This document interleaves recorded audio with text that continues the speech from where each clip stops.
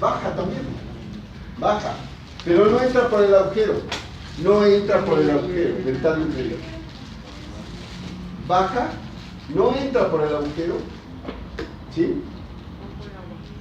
Viaja por la parte interna de la rama ascendente y toma esa línea oblicua interna. Toma ese surco miloioideo. Y de ahí va a dar ramos a piso de boca y a encía lingual y hueso alveolar lingual de todos los dientes inferiores. ¿Sí? ¿Sí? Desciende, viaja por adosado a la cara interna de la rama ascendente, llega hasta la línea oblicua interna, viaja por el surco miloioideo y ahí va dando ramos a la encía y hueso linguales para todos los dientes y piso de boca. ¿Sí? Hasta incisivos. Hasta incisivos. ¿Con quién se anastomosará esa arteria miloioidea en piso de boca? Con las raninas. Con las raninas. Con las raninas. Entonces, éntrenle a un piso de boca a cortar un frenillo lingual inferior y se enfrentarán, ¿sí?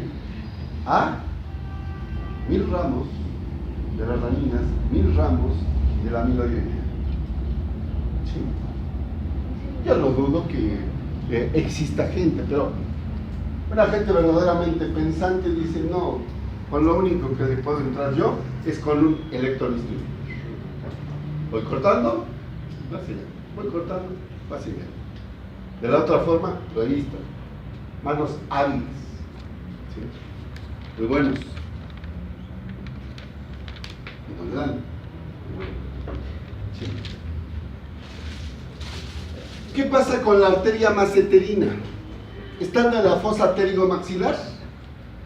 A ver, ubiquen la fosa pterigomaxilar. Se va a dirigir hacia abajo y se va a recargar en la escotadura sigmoidea. Se recarga en la escotadura sigmoidea y desciende por la cara lateral, cara externa de la rama ascendente. ¿Quién estará ahí? ¿El músculo? Macetero. ¿Sí? El músculo macetero. ¿Sí?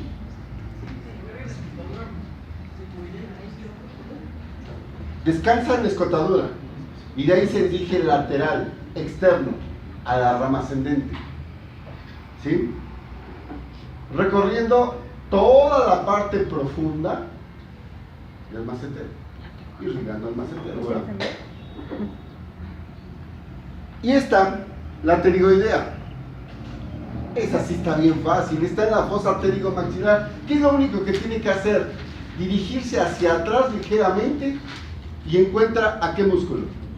Pterigoideo interno. Al pterigoideo interno, al pterigoideo medial, ¿sí? Y se dirige posterior y lateral y va a encontrar al pterigoideo lateral. Esta arteria pterigoidea, ¿sí?, se divide en dos, para el pterigoideo medial y para el pterigoideo lateral. ¿Sí? ¿Dudas hasta aquí? Tiene otras 20 ramas que no nos interesan a nosotros. No nos interesan a nosotros, ¿sí? No andamos por esos rumbos. ¿Sí? Ahora, ¿quién va a recoger todo esto? Las venas. Las venas. Y entonces, ¿quién va a recoger encía, la sangre desoxigenada de la encía vestibular, el hueso vestibular, alveolar vestibular, ¿sí?, la pulpa de 1121, 1222, 1323?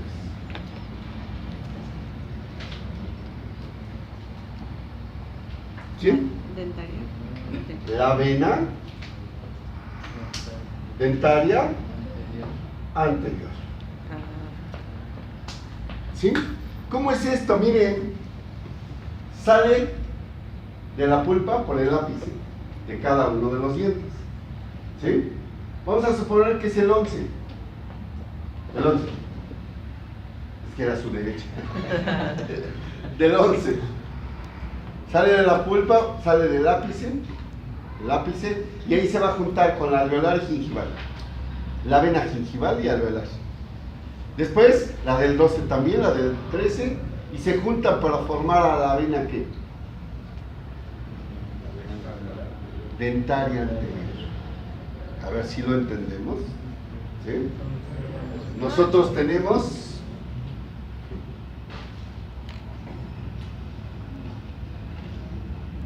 11, 12, 13. ¿Sí? La sangre desoxigenada pasa por el ápice y esta se junta con, esta es la dentaria, se junta con la alveolar y la gingival, de 11.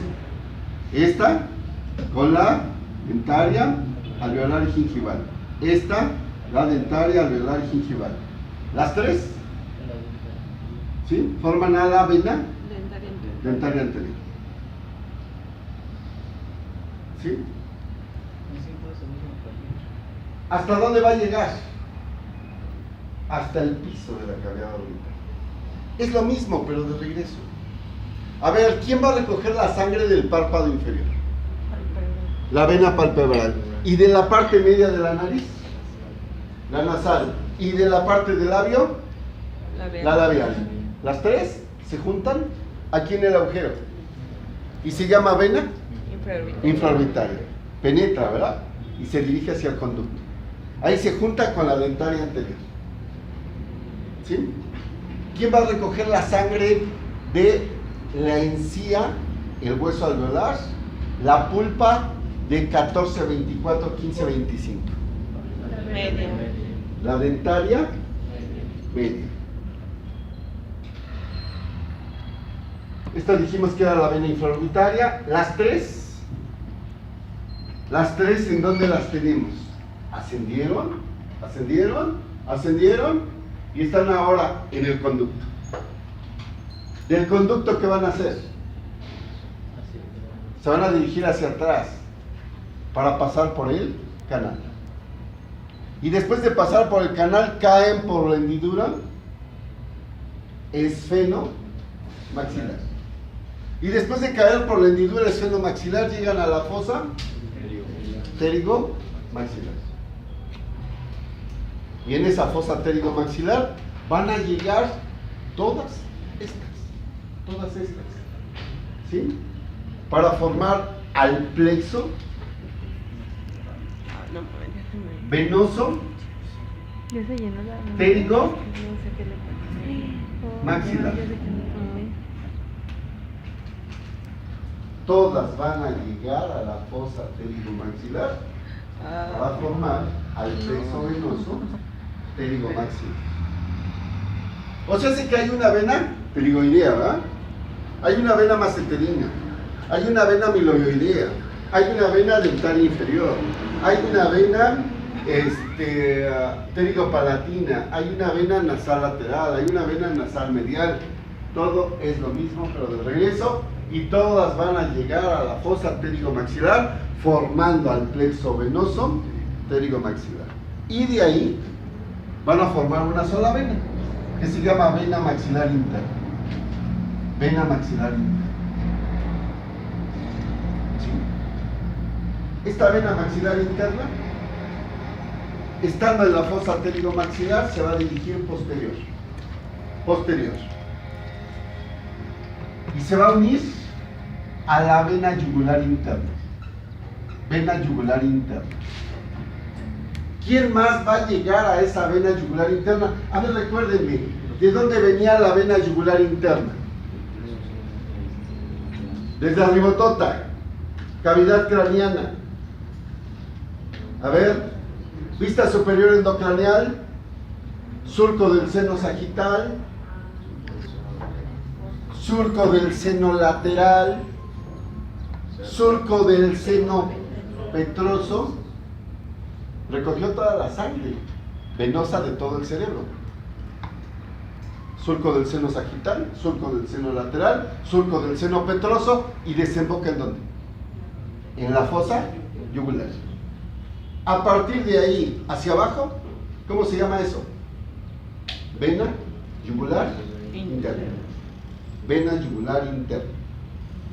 Va a descender desde esa fosa yugular. Está recogiendo toda la sangre desoxigenada del cerebro.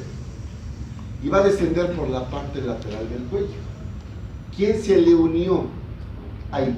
Carótida. La vena maxilar interna. La vena maxilar interna. Es vena yugular y luego yugular interno. No, es una sola. Yugular interno. Es la yugular interna. ¿Sí? ¿Desde dónde viene la yugular? Desde la fosa. ¿Hasta dónde va a llegar? Va a llegar a nivel torácico. A nivel torácico. ¿Sí? Yugular interna.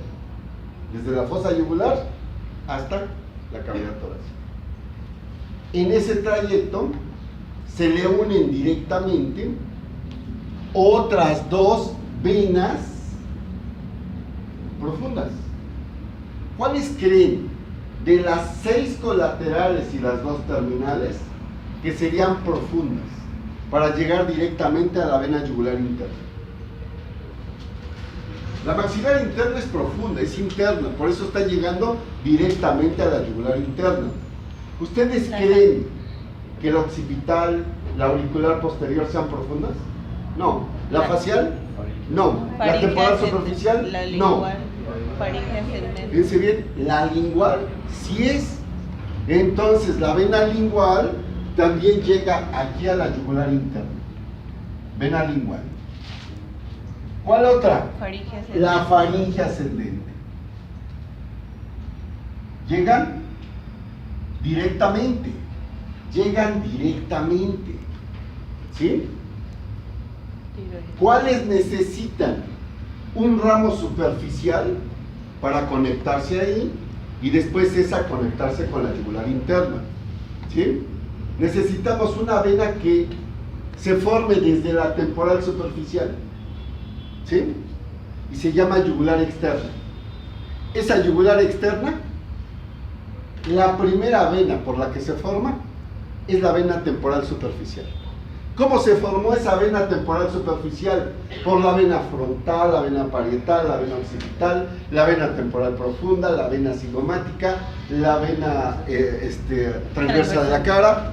Todas ellas se juntan para formar la vena temporal superficial. Y de ahí se forma la vena yugular externa. A esa vena yugular externa vamos a conectar las otras superficiales. ¿Cuál le conecto?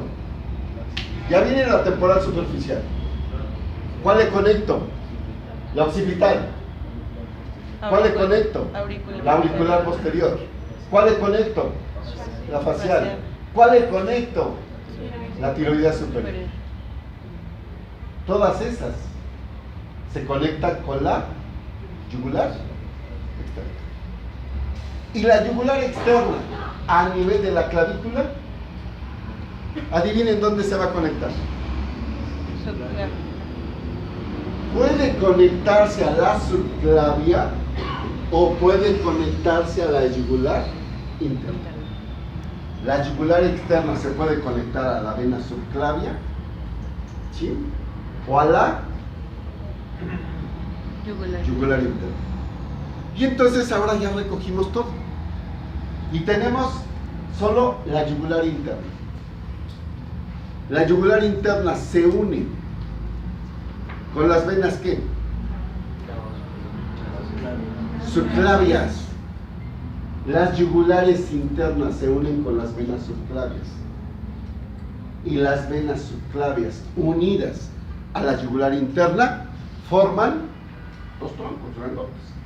Se llaman troncos venosos brachiocefálicos. Tronco venoso brachiocefálico derecho, tronco venoso brachiocefálico izquierdo. Tengo aquí dos troncos venosos brachiocefálicos. ¿Cómo se formaron estos dos troncos? Por la unión. Por la unión de la vena yugular interna y las venas subclavias. subclavias. ¿Sí? Miren, tengo dos troncos venosos, brachiocefálicos. El izquierdo, ¿sí? Se conecta del lado derecho.